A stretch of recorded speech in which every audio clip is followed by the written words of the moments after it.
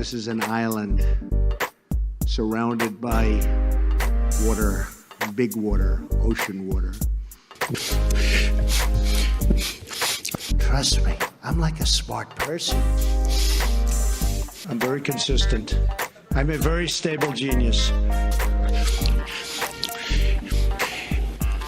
I had the best words. Tolerated. I know words.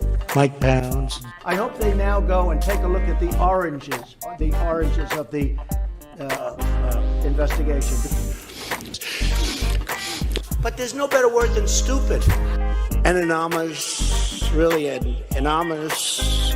I'm very highly educated. One of the wettest we've ever seen from the standpoint of water. Had the best words. God bless the United States.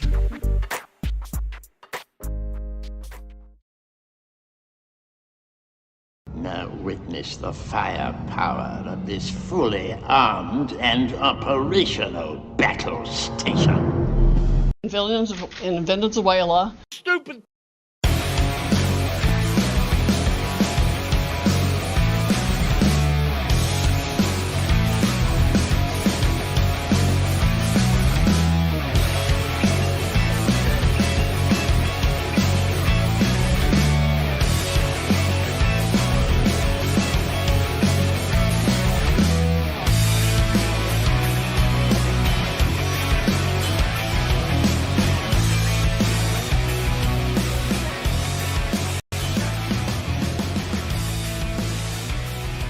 Nation,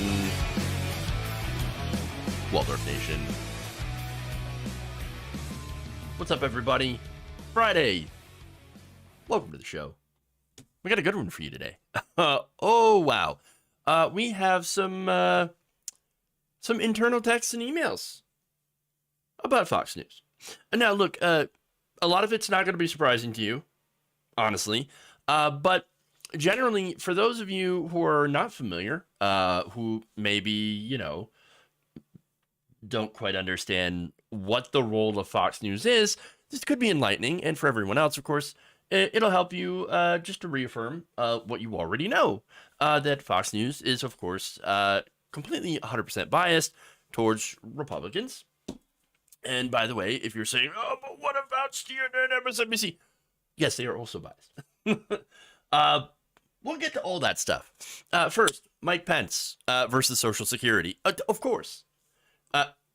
This is after, by the way, Mitch McConnell and other Republicans are like, no, we are here to protect, we will protect Social Security. We don't agree with Rick Scott. We're going to protect Social Security. No, they're not. Because now Mike Pence going on the record of saying, no, we actually do want to cut Social Security. It's amazing. All right, we've got that. Also, I just want to put amazing. Okay, fun. Then, we have, again, all these different Fox News related stories to the Dominion lawsuit. Huge day on that. But we are also going to talk about how Pete Buttigieg has refused to regulate the rail industry. So we're going to talk about that. We're going to talk about the Biden administration that is working for corporations and is basically siding with them and allowing for people not to be able to sue them in the case of derailments. So again, we've got corporate power here. There is a theme today, and that's corporations and wealthy people that are against all of us, be it Democrats, Republicans, independents, whatever. It's not really Democrats versus Republicans. No, it's the 99% being crushed by the 1%. So, theme today. All right, so before we dive into all these fascinating stories, please like and share the stream. Very important that you do so. Again, it helps us out greatly. We are independent media, and as such, we don't have big donors. We have we have donors on Patreon. We have donors that help us on YouTube and Twitch and on Facebook. That's you guys. You're where we get our money. Not big corporations. Not George Soros checks. No, we don't have anything like that. And no, I do not have access, to any of the stuff like the Jewish space lasers, for example. Jewish space lasers. Don't have any of that. No, don't have access to that. Don't have big donors. No corporate funding here. So we rely on you and on, of course, ads. All right, so that said, why don't we get to the stories here? Oh, and by the way, that allows me to actually give you the news as well as what's really going on and how corporations and wealthy individuals are screwing us over. So, why don't we dive in? We'll start with Mike Pence, trying to screw us all. Yay.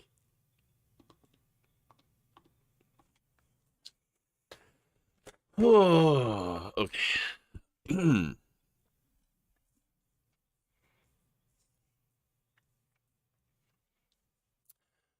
Former Vice President Mike Pence has now openly called for the end of Social Security, Medicare, and Medicaid.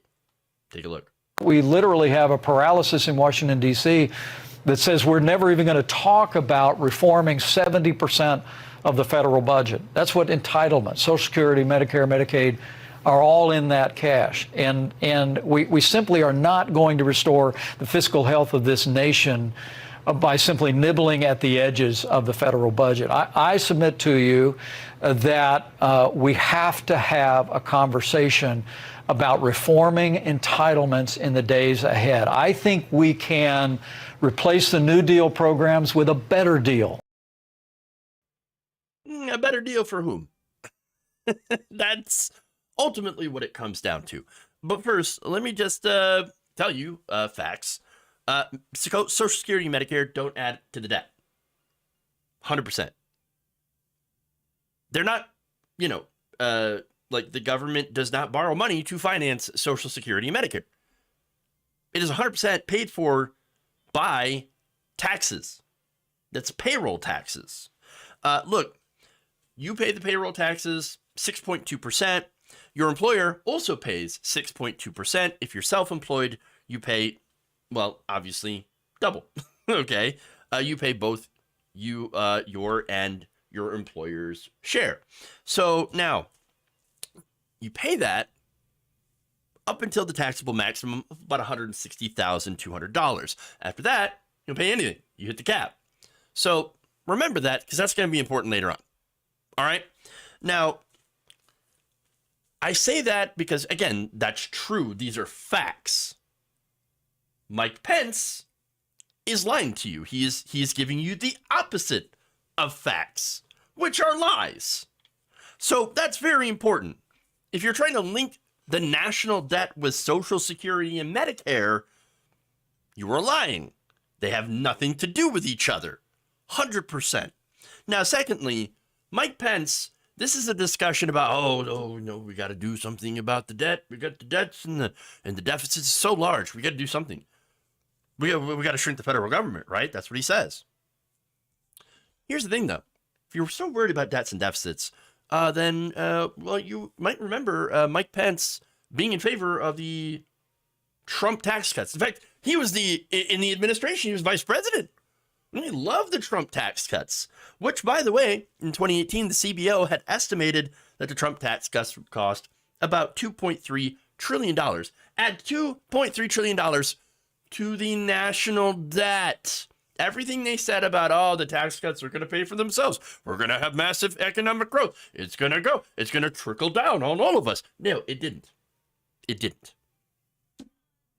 It trickled right into the pockets of corporations, who, by the way, didn't even need that tax cut, as at the time they were sitting on $2.3 trillion in cash, liquidity, sitting on it. That was theirs. Multiple analysis, by the way, have shown that these tax cuts mainly benefited corporations and the rich far more than anyone else. Of course, big surprise. And that they had no impact on unemployment. Either way, they didn't create more jobs, didn't cost more jobs. It just didn't really do anything except for make rich people richer. Corporations sat on that $2.3 trillion worth of cash even before the tax cuts, and then afterwards, they decided to go on a spending spree. What did they buy? Well, they didn't buy anything. They didn't reinvest in their company. They didn't raise wages. They didn't hire more people. Instead, they did what? Stock buybacks. That's it. In 2018 alone, companies in the S&P 500 index did a combined $806 billion in stock buybacks, which, by the way, were put into law by Ronald Reagan. So if you're wondering, why are all these corporations buying back their own stocks? Who allowed that to happen? That was Ronald Reagan who allowed that to happen. And by the way, in 2022, corporations, this is again the S&P 500 index, did $1 trillion worth of stock buybacks. That did not do anything for you, but it did a lot for executives. You had larger executive bonuses, more dividends paid out to shareholders. And look, a report in 2018 by the Roosevelt Institute found that over the previous 15 years, this is from 2018 back, okay, firms spent 94% of their profits on what? Stock buybacks and dividends for shareholders. Again, not wages, not benefits. In fact, they were cutting wages or just not raising wages, or raising wages very, very slowly, firing people, not maintaining their infrastructure. Again, think about the baby formula shortage that right-wingers freaked out about. Abbott Pharmaceuticals, or I'm sorry, not pharmaceuticals, but the company Abbott that made baby formula, big factories. Their machines were not properly maintained. They were not properly updated. They did not have regulations. And by the way, they didn't use any of the money that they had to actually update and upgrade their machines, fix their machines. Babies had died as a result of tainted formula. And there was that aforementioned shortage afterwards because they had to, well, obviously they had to shut it down because their product was literally killing babies. They could have used the money that they had instead of buying stock buybacks, which they did. They could have actually fixed their machines, but they didn't. Now, another example of this, of how these tax cuts for corporations and what they did with the money that they saved instead of paying taxes, okay, and funding the government, Norfolk Southern, for example, okay, let's talk about that. So Norfolk Southern just had a hugely disastrous train derailment in Ohio. Toxic plume smoke everywhere. Okay, vinyl chloride.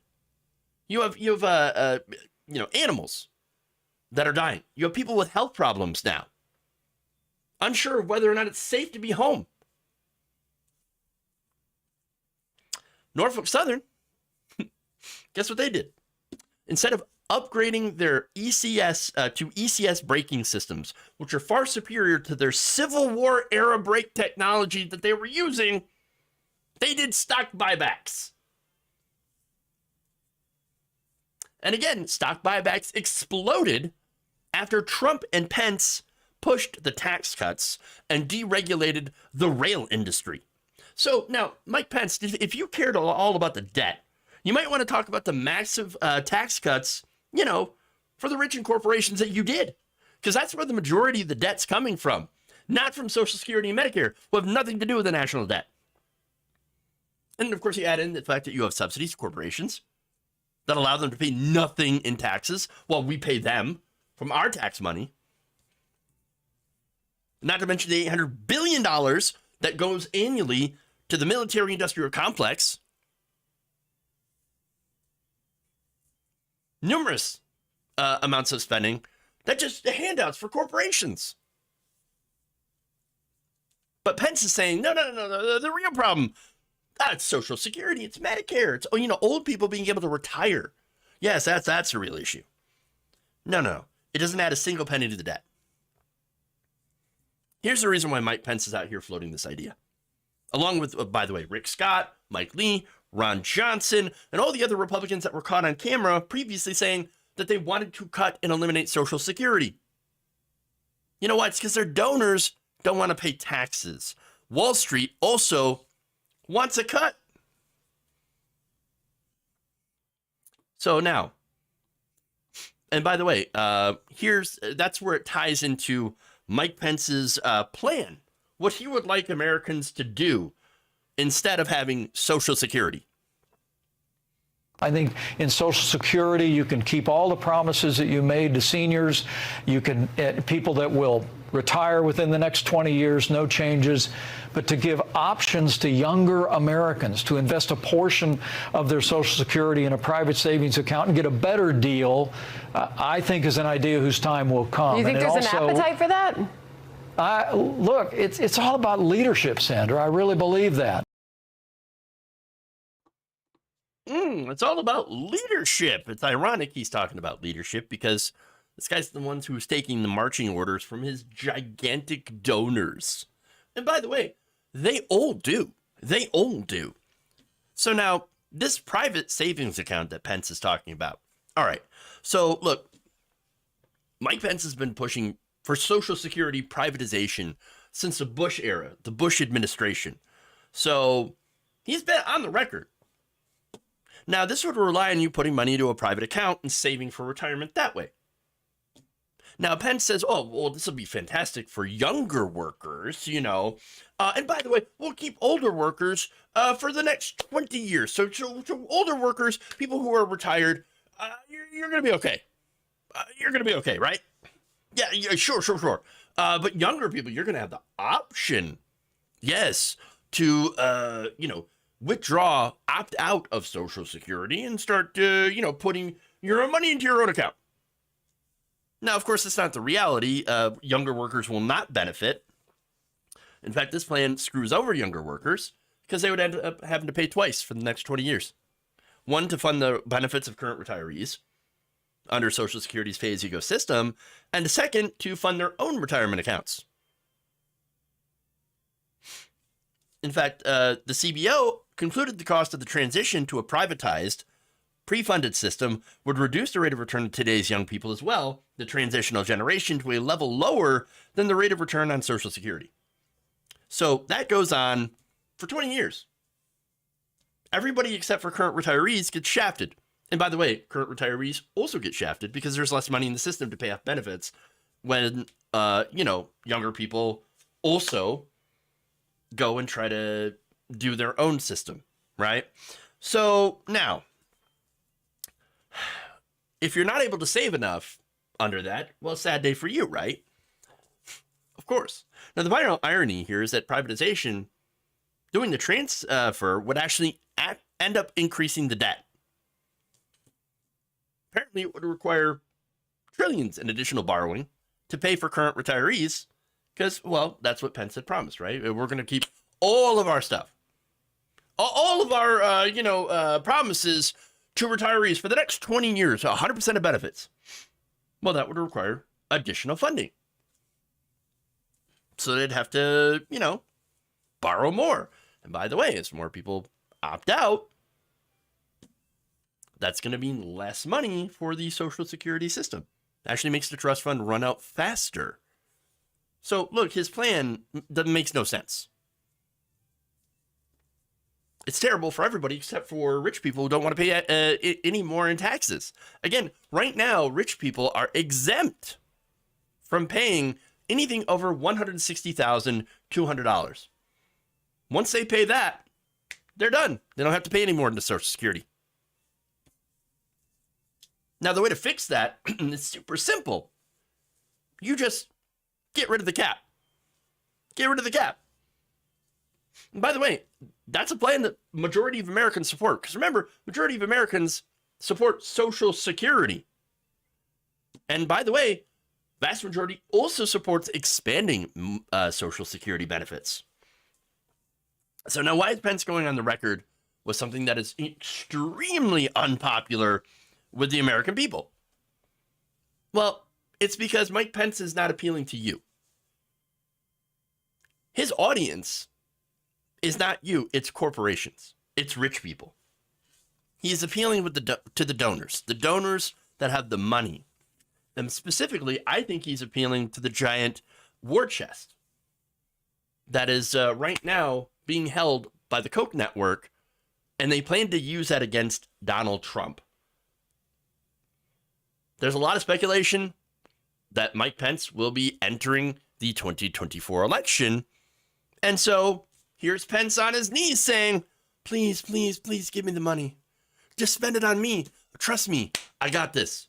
Yes, make me president by showering me with cash, and I will deliver unto you the destruction of Social Security and Medicare. This is what it's all about. All right. Whew.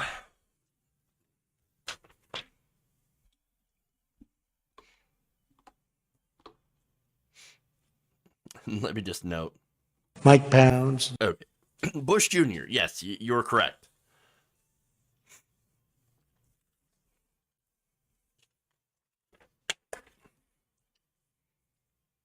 Go to Fox News. Oh.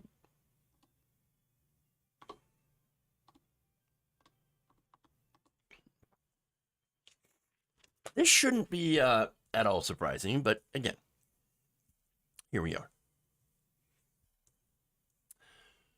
Fox hosts love to come after mainstream media, right? Oh, mainstream media, they're liberal. They work for the Democrats. You can't trust them. They've got a bias. It's a big tech, big media, woke corporations. We're the only ones to tell the truth. Now, Fox News, again, claims to be independent from that. Not like those mainstream media sources like CNN and MSNBC. No. We're free from bias. We're only giving you the truth. We're fair and balanced. Except that, no, that they're not. According to internal emails obtained by Dominion Voting Systems and cited by their lawyers in the defamation case, Fox News is anything but independent.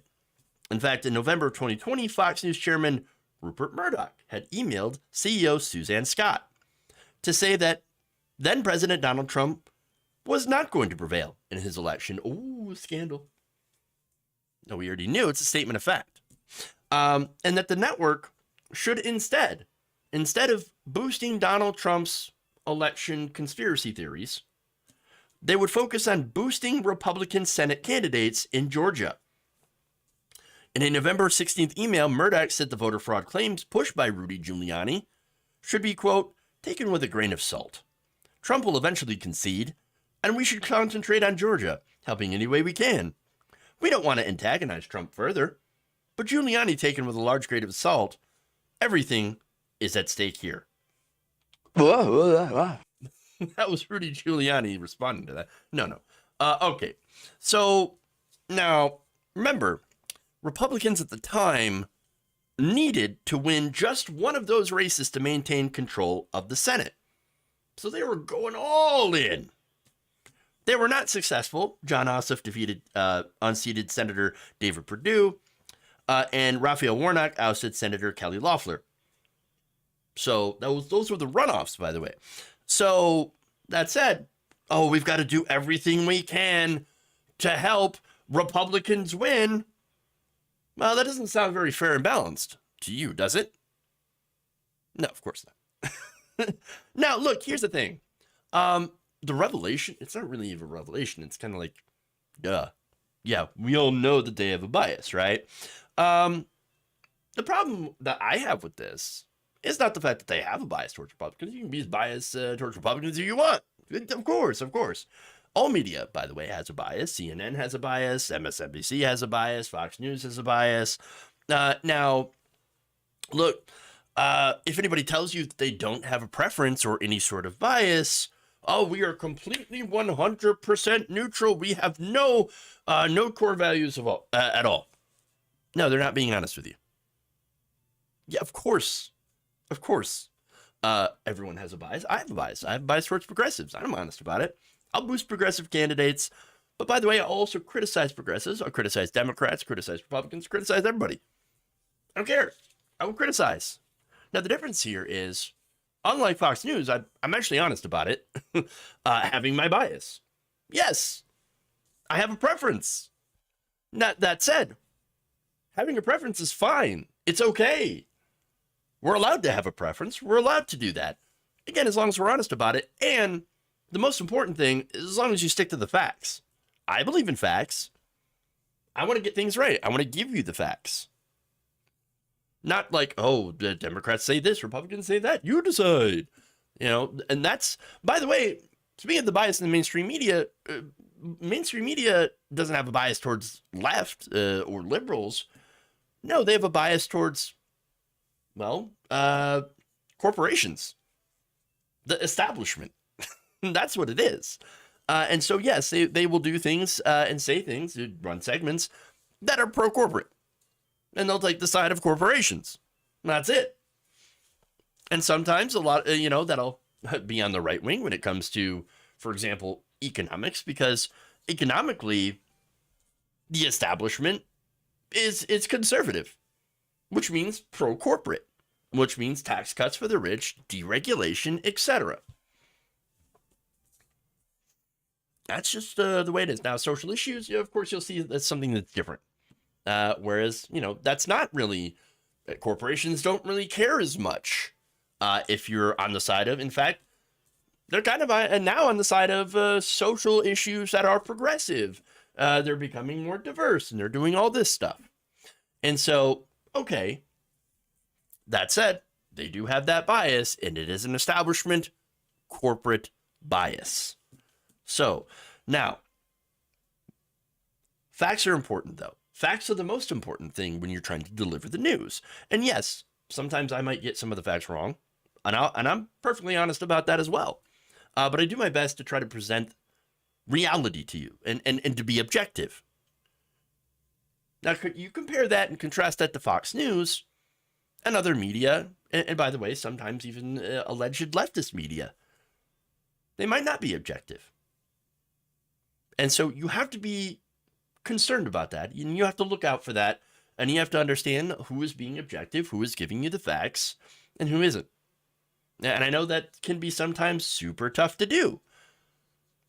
But like I said before, Fox News knows what side they're on. They are on the side of the Republican establishment, and they're very, at least internally, honest about it, but not so honest when it comes to telling their viewership.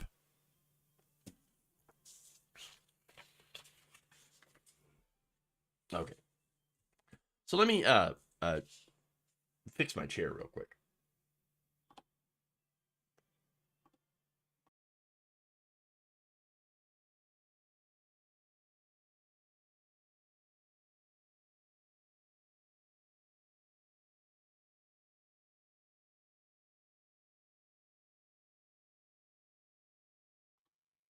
I'm sinking a bit.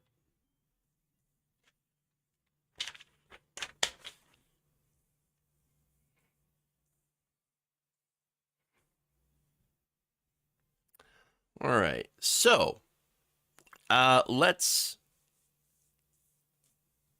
move on. We have more examples of Fox News. Some biases are more biased than others. Fair. All right, so let's move on to this next story, which again, not a surprise. You've got that sinking feeling. My chair, I don't know why. Oh, it's probably because I'm too heavy. My chair tends to sink sometimes. Oops. All right.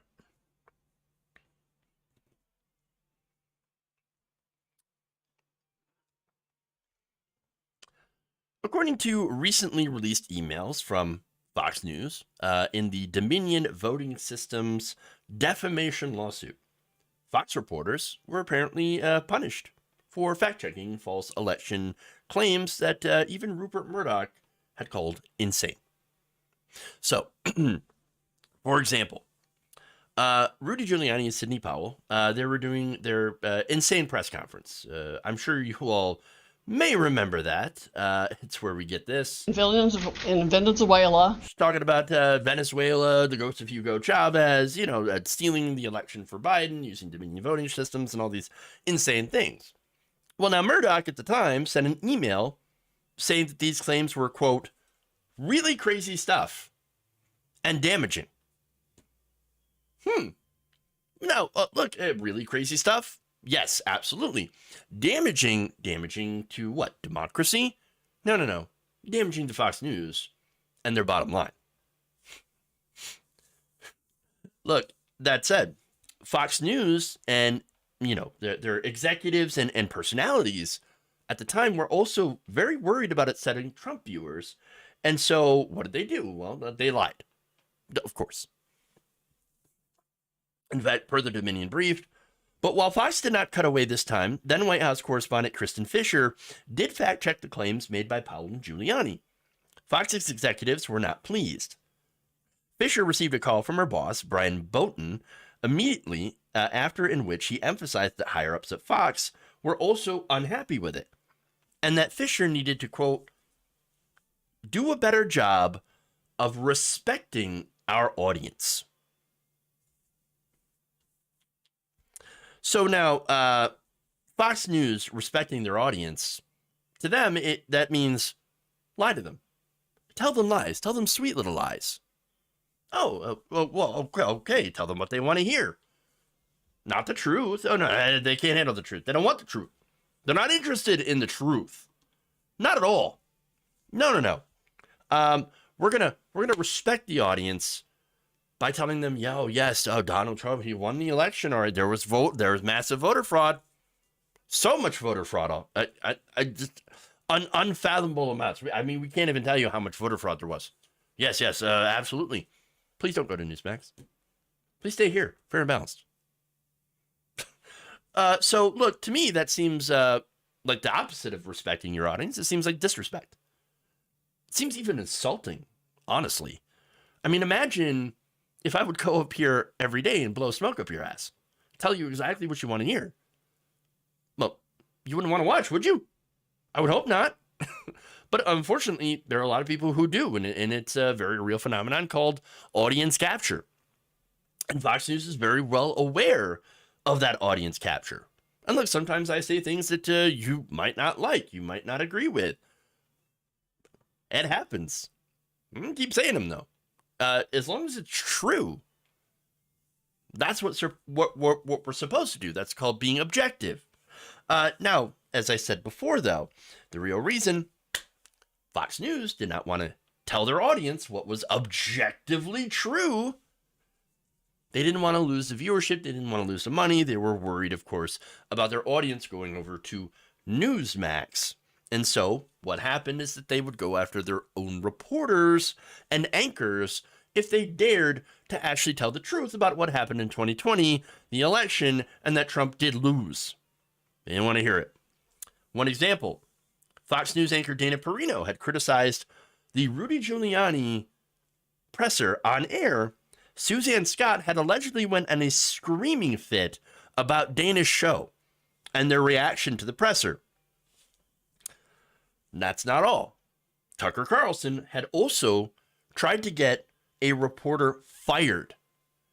According to a group chat with fellow primetime stars Sean Hannity and Laura Ingraham on November 12th, Carlson had texted the group about a tweet from Fox News White House correspondent Jackie Heinrich, in which she had fact-checked a Trump tweet about Dominion.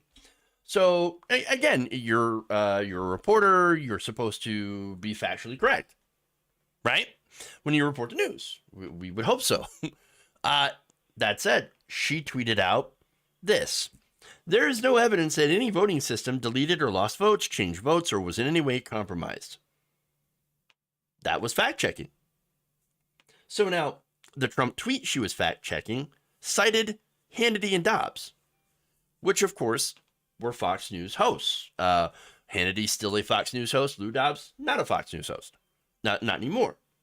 So now Trump had referenced that, and that set off Tucker Carlson.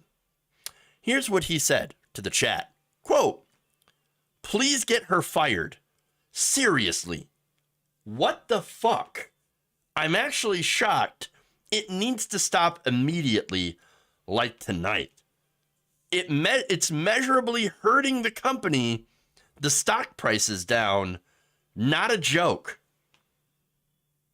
Notice that that's their most important. That was Tucker Carlson's most important, point that he could get to. The stock's going down. We're losing money. We're losing money. We can't have our reporters going out there and ruining my reputation, our reputation. No, we worked hard to build that.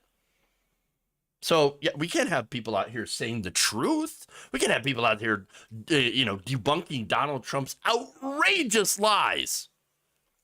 Can't have it. Can't have it happen. Or, better yet, Can't let that happen. Nope. Get her gone. Get her fired. Carlson added that he went crazy on Fox News executive Meade Cooper about the tweet. Hannity had also said that he reached out to Scott about the post, and it was later deleted and replaced without quoting the Trump reference to Fox.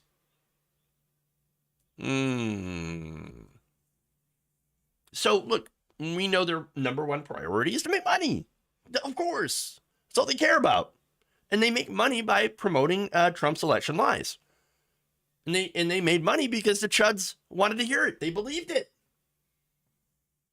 Gee, that seems like audience capture to me. Now, Fox News, as I said before, knows their audience. And the hosts, well, they know who they serve. Which at the end of the day is billionaire Republican donors. Those donors don't want tax cuts for themselves. They want deregulation for corporations. And so they tell Fox News to promote Republicans so that they win and pass tax cuts for the rich. Now, in order to win, Fox News has to lie to their audience and enrage them in order to drive them out to the polls. Now, that said, the MAGA audience, well, they were convinced, and still are, a lot of them, that the elections were rigged against Trump in favor of the Democrats and Biden. Now, the executives knew it wasn't true. The hosts knew it wasn't true. The donors knew it wasn't true. But if they didn't lie to the audience, the Trump base would go somewhere else. They'd go to Newsmax.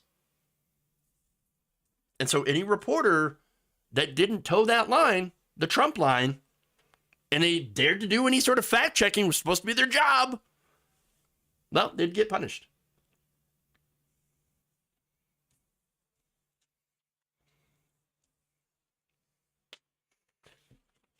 Oh, and there's more. There's more.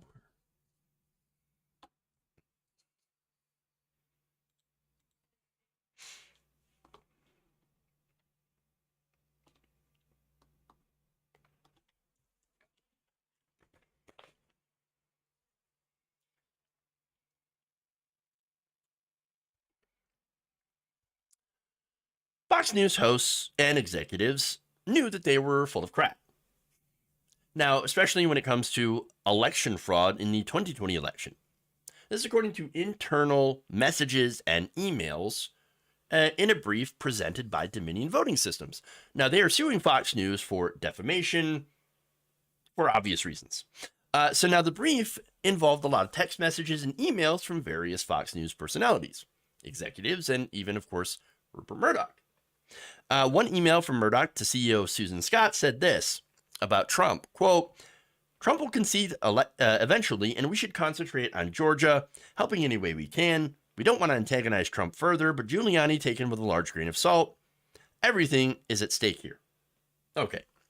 So now, in reference to Giuliani's insane press conference with Sidney Powell, who had been spreading these election lies on behalf of Trump, Powell he had texted Suzanne Scott, quote, "Terrible stuff, damaging everybody, I fear." Okay, so that's Murdoch. And of course, Murdoch also in that admitting that, yes, Fox News, we're biased towards Republicans. In fact, our job is to help Republicans 100%. Okay, well, so much for fair and balanced, right? That said, there's more. In a group chat involving Sean Hannity, Tucker Carlson, and Laura Ingraham, they had talked about with each other how they knew Powell and Giuliani were insane and full of crap. Tucker Carlson texted the group, quote, Sidney Powell is lying, by the way. I caught her. It's insane. No, really? Well, please do continue. Really? Okay. Laura Ingraham replied to this, quote, Sydney is a complete nut. No one will work with her. Ditto with Rudy. In Venezuela. I have not loved this conversation. Okay. So now, Carlson responded by saying, quote, our viewers are good people and they believe it. Referring, of course, to the nutty election lies that these people were spreading. Now, that said, after this conversation the next night, Carlson did call out Sidney Powell for not sending him any evidence to support her claims. That said, he had also, remember, hedged it by saying that it was reasonable to believe that there was fraud in the election. No, it's actually not, because, again, we've done all these studies, all these investigations, all these recounts, everything, 60 court cases, of which they had the chance to prove their case that there was, fraud in the election. And what did they find? Absolutely nothing. Nada. Not a goddamn thing. Sad day, right? Now, there's more. Fox executives went after some of their hosts. I love these. These are my favorite. First, we'll start with Fox executive Gary Schreier, who said this about Fox host Maria Bartiromo. He said, quote, the problem is she has GOP conspiracy theorists in her ear, and they use her for their message sometimes. Oh, sometimes. Oh, well, let me give you one example of those times. You're going to love this one. Maria Bartiromo, when she was hosting Sidney Powell, Sidney Powell claimed that her source of information was a woman who claimed to have been, get this, a time traveler.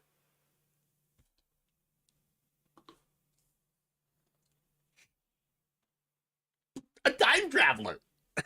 Oh, yeah, no, I got this information from the future. That, the election was stolen. And so I came back to the past to warn you. What? Wait, what? Okay. So, it gets even better. Here's a quote. Powell's source explained that she gets her information from experiencing something, travel in a semi-conscious state. Oh, yeah, of course. Allowing her to see what others don't see and hear what others don't hear. And she received messages from the wind. Wind. I'm getting messages from the wind. And it's telling me, oh, I hear it right now. Oh, the wind is telling me that Joe Biden did not win the 2020 election. That's what it's telling me. That's what it's telling me. You sure? Are you sure about that? Wind? Look, hey, may not be wind, but definitely hot air. Okay? Jesus Christ. Totally insane. These people. Now, Bartiromo read the email at the time. Here's her response to that, by the way. As you just heard my response, like, oh, these people are nuts. These people are crazy. Like, what's wrong with you? There might be something wrong with your brain if you believe this. Her response was, she had to share this very important information with Eric Trump. Oh, Eric's gonna love this. See, my source that heard it from the wind. I need to share this with Eric immediately. Yeah. So now, getting back to the executives. Okay, so that's their response to Maria Bartiromo. Like, sometimes these conspiracy theorists get in her ear, and they tell her all sorts of insane things, and like an idiot, she believes it. Weird. All right, so now Lou Dobbs, when it comes to him, Fox executives were far more brutal. In fact, this is my favorite statement. Fox President Jay Wallace, he called Lou Dobbs. He said that the North Koreans do a more nuanced show than Lou Dobbs. The frickin' North Koreans. Oh, yeah, no, they do more nuance than Lou Dobbs. Lou Dobbs, straight up, 100% propagandist. Holy crap. And they kept him for so long, by the way. So long. Now, Jay Wallace also said this. When Bret Baier suggested that Fox News buy out Parler, a social media site filled with Nazis, quote, "We can barely contain Dobbs. Imagine all the crazy we'd be responsible for." They know they're insane. They know it. Now, Fox executive Porter Berry chimes in and says, "Yeah, but he's not crazy like Dobbs." Jeff Field, who's a Fox News producer, came in and said, "Dobbs turned a blind eye because he was so committed to Donald Trump, and the fact that he was ultra MAGA would be guiding editorial." Tucker Carlson weighed in and said Lou was reckless. Jerry Andrews, said Janine, as in Janine Pirro, is just as nuts. Justin Wells, who was an executive producer for Tucker Carlson, added, "She is crazy." Wow. These are their own executives and hosts, man. Brutal. Absolutely. I love it, though. 100% love it. Fox News internally melting down because they know they're putting out nothing but BS propaganda, and a lot of it is insanity, just complete and utter insanity. Now, there's more. Not even Sean Hannity was safe, by the way. I mean, Sean Hannity and Tucker Carlson. But before I get to that, I just want to note that Lou Dobbs was eventually fired. So they ended up taking action on him because, again, of how extremely pro-MAGA he was. All right. So let's get to what Brian Farley said about Tucker Carlson. Quote, "Crazy Tucker and crazier Hannity." Interesting. And then Fox Corporation Senior Vice President Raj Shah talked about Hannity, saying, quote, "He's a little out there." Sean Hannity, a little out there.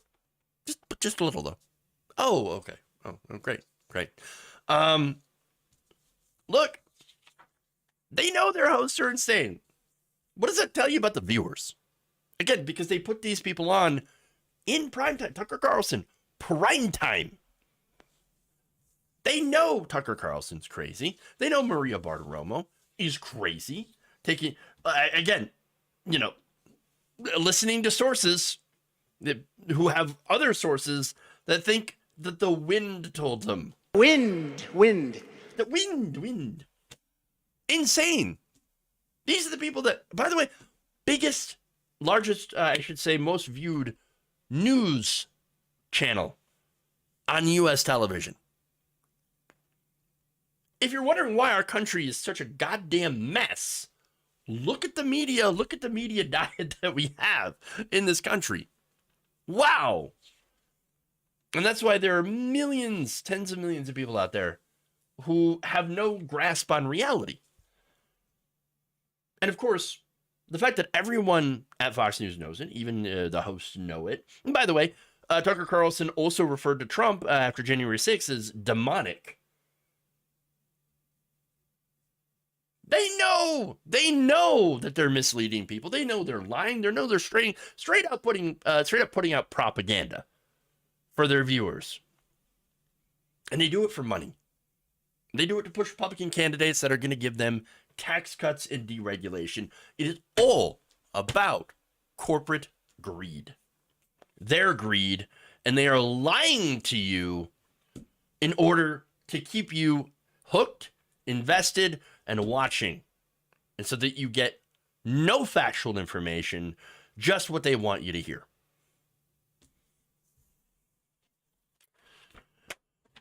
Oh, shit.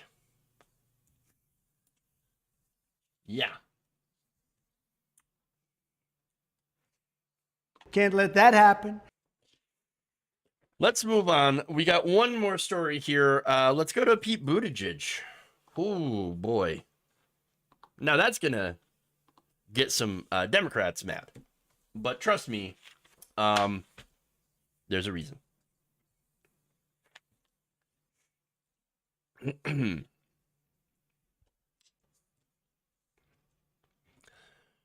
Secretary of Transportation Pete Buttigieg was caught in a lie after being pressured by lawmakers and residents of Palestine, Ohio, where there was a deadly derailment of a train carrying hazardous materials. Now, I'll get to the lie, but it had taken over 10 days, or about 10 days, of silence after that derailment for Pete Buttigieg to come out and actually say something. And of course, what he said really wasn't helpful. So now he claimed in a Twitter thread that he had no authority to reinstate Obama-era rules. So now those Obama-era rules were enacted in 2014 and repealed by the Trump administration. So now the Trump administration went and deregulated the rail industry after the Obama administration had put in these rules, which again were also watered down and weakened by lobbyists from the rail industry. So now these rules, which were repealed by Trump, required some trains carrying hazardous materials to replace their Civil War era braking systems with new electronically controlled pneumatic brake technology. Experts have said that the Ohio train derailment and the numerous other train derailments that are happening across the country could have been prevented by replacing their old Civil War era brakes. So now, Buttigieg said this, quote, "We're constrained by law on some areas of rail regulation, like the braking rule withdrawn by the Trump administration in 2018 because of a law passed by Congress in 2015. Buttigieg's tweet refers to a law passed by Congress, again in 2015, at the urging of the railroad industry, requiring the executive branch to conduct cost-benefit analysis of the ECP brake rule before enacting it. Trump used that law to then kill the braking rule, but the cost-benefit analysis that his administration had used to do so, to justify this, was subsequently discredited. A lot like, of course, the cost-benefit analysis that they had used to try to, have pipelines get built, for example. So all these different things that the Trump administration had done based on faulty analyses, okay? Analysis. All right, so now, in response to questions from the Lever, a Transportation Department spokesperson said that its agencies would, quote, use all relevant authorities to ensure accountability and improve safety once the investigation into the cause of the derailment is completed. When asked about the braking rule, the spokesperson said that it would be difficult to reinstate the rule in its previous configuration, given the previous legal challenges. They said that proposing a new rule would require performing a new cost-benefit analysis, though they acknowledged that the department has the ability to prepare the analysis. So wait, you're saying that Pete Buttigieg, who says he is powerless to propose a new rule, could propose a new rule after ordering a new cost-benefit analysis to that rule? which, by the way, the cost-benefit analysis would be favorable to enacting these new rules, which would actually increase the safety of trains. I mean, isn't it cheaper to prevent massive derailments than allow them to derail? I mean, again, it wouldn't take that much to be able to, and by the way, these companies are billion-dollar companies. I think Norfolk Southern is worth about $55 billion. And by the way, they also did billions of dollars worth of stock buybacks, $12 billion. So, interesting. They have all this money, they could do the brake rule, and they can actually save money by not having trains derail all the time, spilling hazardous toxic materials. And by the way, which they would have to pay for. Allegedly. But no, can't do that. Can't do it. Now, Buttigieg could also use his current rulemaking authority to expand the definition of what a high hazard flammable train is to cover ones like in Ohio, which were not considered to be high hazard flammable trains. Well, if it's not high hazard and flammable, what the hell happened in Ohio? It looked pretty flammable to me. Looked pretty high hazard with the vinyl chloride. Now, in order to, or I should say, as a result of expanding that definition, it would subject these rails to more stringent safety regulations, which could have, again, help reduce the number of derailments. According to the lever, under the existing limited definition, the Ohio train, which was carrying 5 tanker cars of vinyl chloride, a class 2 flammable gas and known carcinogen, was exempted from the classification's more stringent safety regulations. And again, that's because of the Trump administration. Transportation regulations required high hazard flammable trains to travel at reduced speeds, utilize newer rail cars with enhanced safety features, and provide notification to state and travel agencies of the types of hazardous materials that they happen to be transporting. The federal agency tasked with investigating transportation accidents, the National Transportation Safety Board, previously unsuccessfully pushed for the Transportation Department to require ECP brakes on trains carrying Class 2 flammable gases. So now, they could do these things. There's a couple of things that Pete Buttigieg could do. He is not powerless to do these things. So why does Pete Buttigieg, why is he out here lying about not having the powers to actually propose these rules and to do these cost-benefit analysis? He could start today. He could come out and announce that. Why does he not? Well, because that would upset the rail companies. Now, Buttigieg's agency is also currently considering separate rules that would actually weaken brake testing standards. He's deregulating the rails. And by the way, that is at the behest and the order of the rail industry, whom he apparently is working for. Not for you, but for the industry. And it gets worse, by the way. The Biden administration is now also jumping in to defend Norfolk Southern from lawsuits involving train derailments. I'm not kidding. In the case against Norfolk Southern, the Biden administration has decided to jump in to a case they were not related to, right? They decided to come in anyway and side with the railroad against a cancer-stricken former rail worker. The lawsuit in question, which was filed in Pennsylvania County Court in 2017, dealt with a state law that permits plaintiffs to file suit against any corporation registered to do business there, even if the actions that gave rise to the case had occurred elsewhere. Now, of course, the American Association of Railroads, the industry's primary lobbying arm, had filed a brief on the side of Norfolk Southern, arguing that ruling in favor of the plaintiff would open up the railroads to litigation. Oh no, the litigation, about stuff that we could have actually,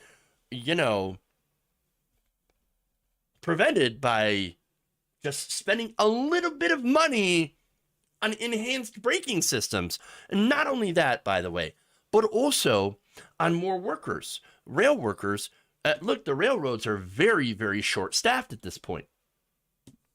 There's not that many workers, and yet they have increased the length of the trains. Now, the unions, of course, fought back on that. And unsurprisingly, and I'll get to the details on that, the Biden administration sided against the rail unions and for the corporations. So now, the Biden Justice Department recently filed its own brief in favor of Norfolk Southern. And it's been heard in the Supreme Court. So now, the Supreme Court has heard these arguments. And Justice Elena Kagan, who was appointed by President Obama, during oral arguments last fall, had asked Deputy Solicitor General Curtis Gannon why the government, the Biden administration, had chosen to personally get involved in this case. She asked, quote, Mr. Gannon, the Solicitor General has a choice whether to participate in this suit or not. And so please don't take this at all as criticism. It's genuine interest and curiosity. What is it about the suit that has made you decide to participate? His response, we pointed out that not just that, the excessive availability of general jurisdiction would cause international concerns for trade with the United States and our commercial interests.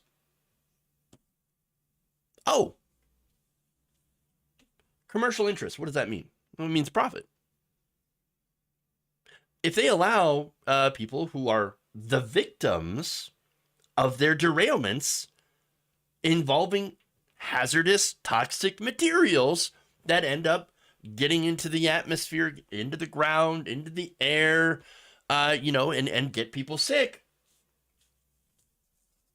well, then that would mean that people would have the ability to sue the rail companies. And they don't want that. And the Biden administration, their lawyers from the DOJ are saying, we don't want that either. No. We don't want people to be able to sue the rail companies. We must protect the giant corporations.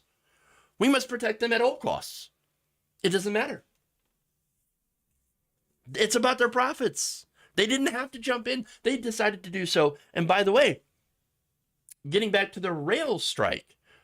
Now, unions, again, because of being stretched to their limit, without enough workers, trains over 150 cars long, insane, with a lot less people that are able to, go through and actually be engineers on that train, to work on those trains.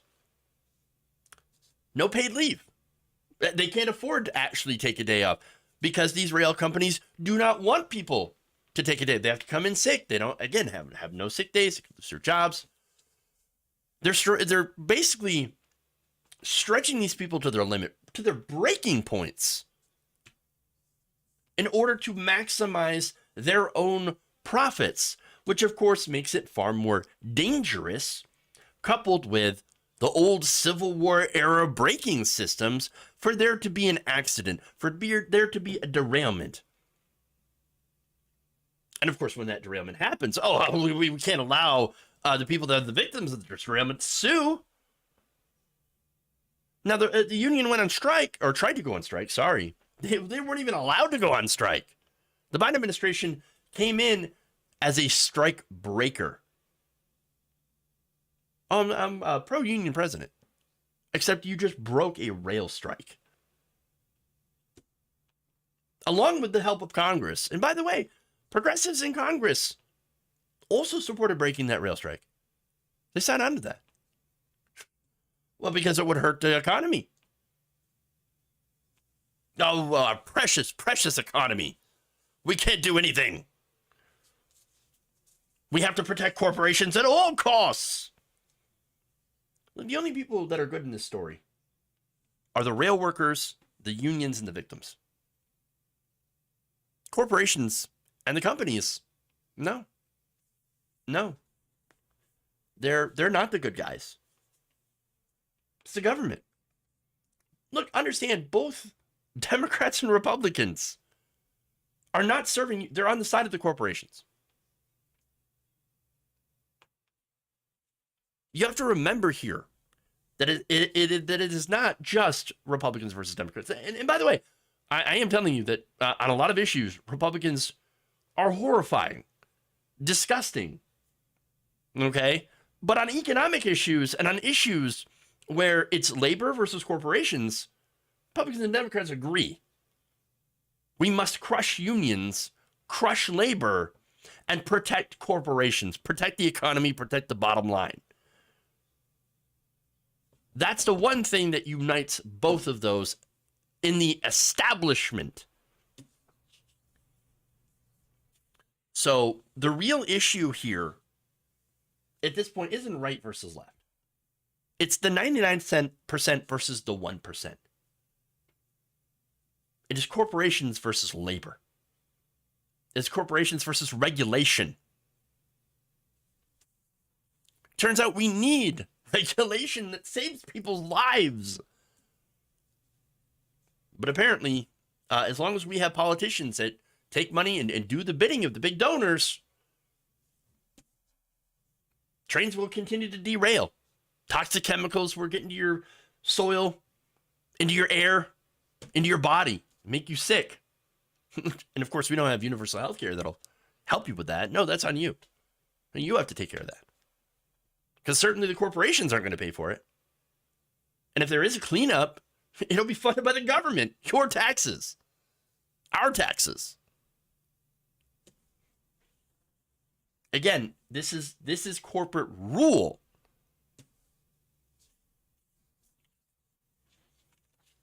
And that's the unfortunate reality. Okay.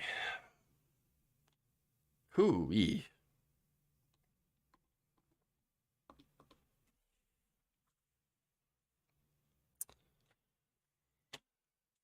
A Democrat would clean it up. Yeah, with taxpayer money. Will I be streaming on Monday? Yeah. Let's see.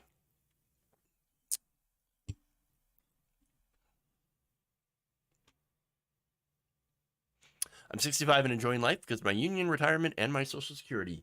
Hell yeah. Need to protect all these things. Let's see.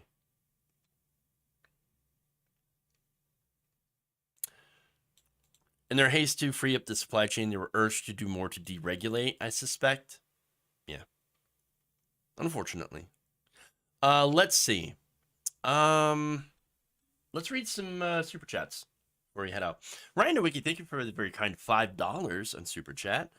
Saying you can use ChatGPT to drop in transcripts from news anchors and politicians and have it immediately identify all logical fallacies and dog whistles. Yeah, fascinating. Very fascinating. Jonathan Leiter says Reagan was the beginning of the end of America. Definitely. Although not the sole thing, of course. That's not funny. Thank you for being a member on YouTube. Thank you. Appreciate that. Jonathan Leiter says, thanks. Really great week.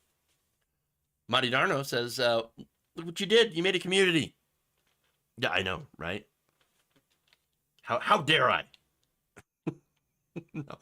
No. And then adds, thanks. Oh, you're welcome. You're welcome. April Whitworth on Facebook says, so true. Corporatization could care less if we all die. As long as they get rich. Pure greed. 100%. 100%. Let's see. Oh. Comment here from Aaron Pimentel. Says, sue the rail companies. Can't let that happen. Okay. Thank you for setting that up. That's great. I love it. All right. Let's go to Twitch to see if there's anything going on there. Toolman1051, thank you for resubbing with Prime for 18 months. Good for another month. Well, thank you. Thank you. I appreciate that. All right. So, have a good weekend, everybody. Really, again, thank you for going on the Nation Meet today. Appreciate it. Please like and share the stream if you haven't already. Check out the videos and remember to support independent media. You're not going to get this from a lot of other media sources. And by the way, also go, if you can, support The Lever, who's been doing the most fantastic reporting when it comes to the Ohio train derailment, as well as, corporate malfeasance, the issues with both Republicans and corporate Democrats. Yeah, check that out. Go support them as well. Support all the good lefty independent media sources who are trying to give you facts. We're doing our best. All right, so one more thing. All right. Nope, that's it. Thank you all. Have a great weekend. Love you all, and we'll see you back here on Monday. And remember, change begins with you.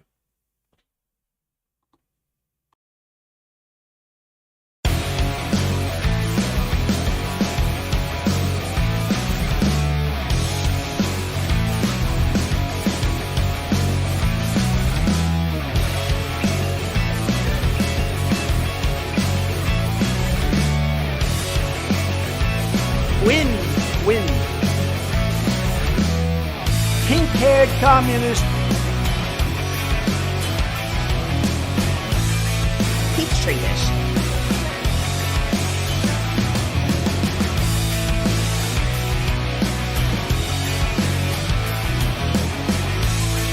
Sexual anarchy.